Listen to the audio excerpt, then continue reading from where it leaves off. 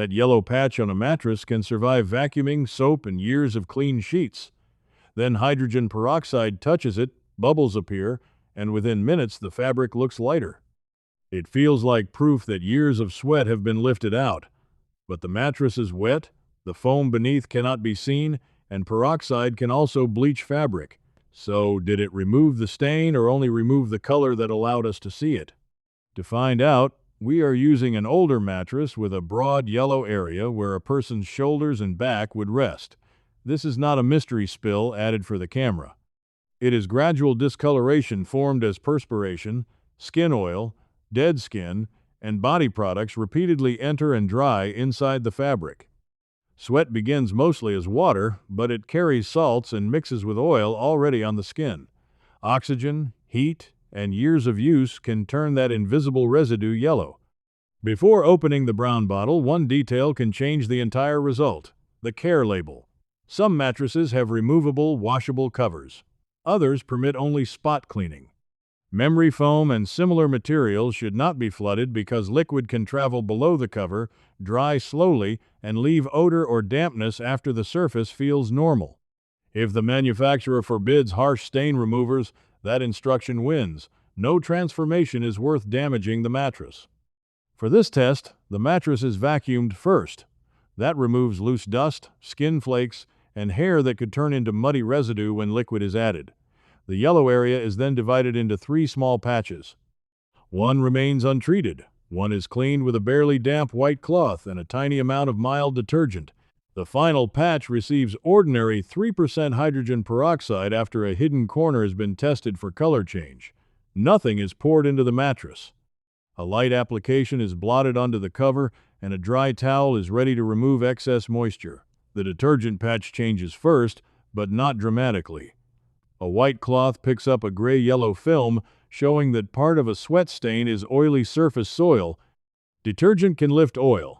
Peroxide is not a replacement for that job.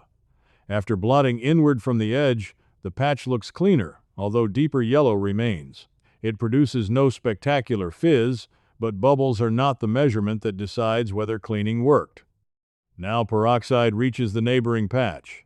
Small bubbles form around the textured fibers, especially where loose organic residue remains. Hydrogen peroxide is unstable and breaks down into water and oxygen.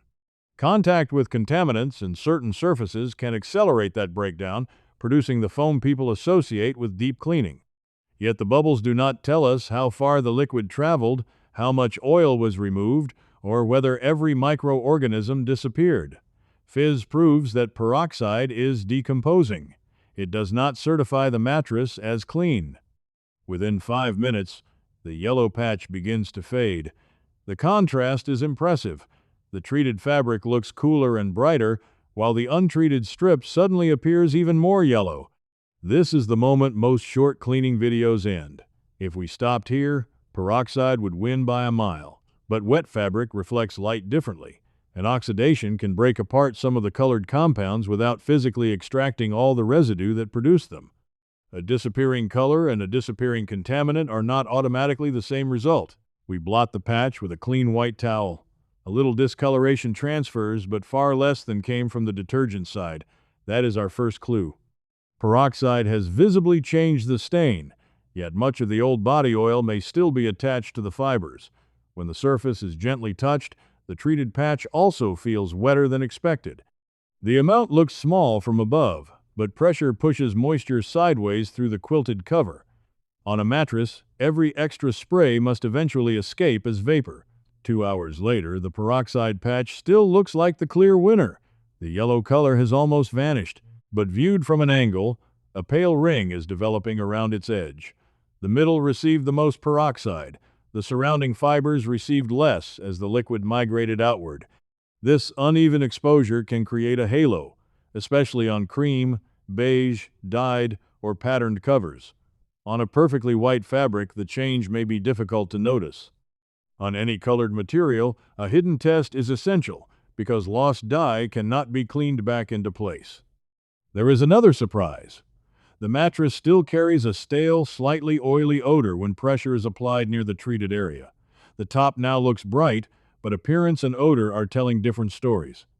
Peroxide can oxidize some odor-producing material near the surface, yet it cannot guarantee removal of residue that has entered stitching, batting, foam, or the underside of a cover. If years of perspiration have repeatedly penetrated those layers, a light surface treatment cannot pull everything back out. The following morning gives us the meaningful verdict. All three patches are now dry to the touch. The detergent patch is modestly cleaner and slightly less yellow. The peroxide patch is much brighter, confirming that oxidation changed the visible discoloration, but it is also lighter than the original mattress fabric, and the border is visible under side lighting. Peroxide did not merely lift soil, it altered color. Whether that looks like restoration or damage depends on the cover, the dose, and how evenly it was applied. The untreated patch helps expose a second limitation. Its yellowing is not uniform because some of the color comes from the mattress materials, aging, not just sweat sitting on top. Foam, fabric finishes, adhesives, and repeated exposure to heat can discolor over time. Peroxide cannot reverse structural aging. On this mattress, the darkest surface marks faded, but a warmer tone remained beneath the weave. Repeating the treatment might bleach the top more strongly without changing what is showing through from below. So what did hydrogen peroxide actually do? It broke down and lightened some colored compounds in the sweat-stained cover. It improved the visible patch far more than mild detergent alone. It may also have reduced some surface odor. But it did not prove that years of body oil were extracted. It did not reach every hidden layer, and it created a mild bleaching halo that was invisible while the fabric was wet. The dramatic part was real. It was simply incomplete. For a small, compatible stain, the cautious approach is simple. Check the manufacturer's instructions, vacuum first, test an unseen spot, use only a minimal amount of household 3% peroxide if the care guidance permits it, blot rather than soak, and dry the mattress completely with strong airflow.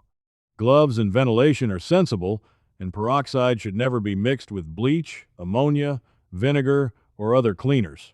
If irritation occurs, stop and rinse exposed skin or eyes according to poison control guidance.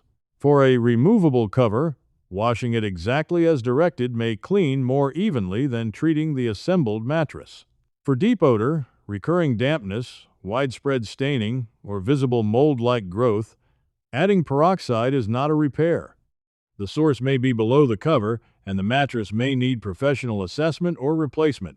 A waterproof, breathable protector prevents a far easier problem than any brown bottle can reverse.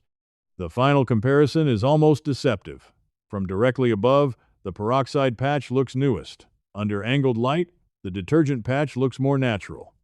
When pressed, the peroxide side still reveals that faint old odor. Hydrogen peroxide won the color contest, but it did not completely win the cleaning test. What vanished overnight was the yellow signal on the surface. What remained was the reason a dry mattress, not a bubbling one, must deliver the final verdict.